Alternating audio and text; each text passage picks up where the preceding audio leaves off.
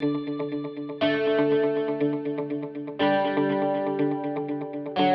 see media images of very attractive looking people and compare ourselves with those images and maybe find ourselves wanting, then we do feel poorly about our body image. But I wanted to know what could protect from that negative effect. So that led me to thinking about media literacy, which had been used a little in prevention programs for body dissatisfaction, but hadn't really been understood very well. So I delved into that quite a lot.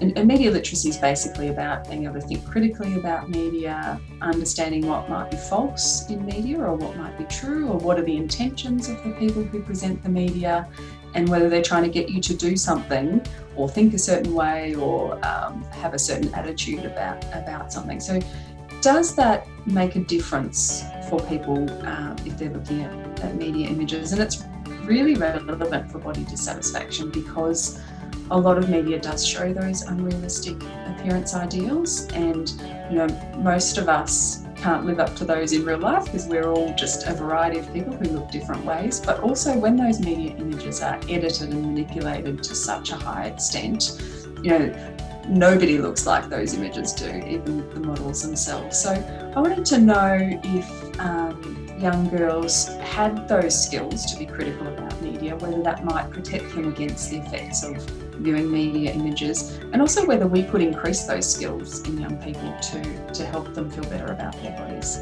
My research did show, and we'd known this before, that when adolescent girls compare themselves to media images, they do feel worse about their body image. But my research was the first to show that if they had those media literacy skills, they were protected against feeling bad about themselves. So that's something that we can continue to capitalise on and try and understand now, how people can access those skills and use them in everyday life to not be affected by, as you say, that best self presentation, particularly on social media, that is so easy to get sucked into when you just see that constantly. And also, it's certainly the case that media literacy continues to be a really important focus for school-based body image prevention.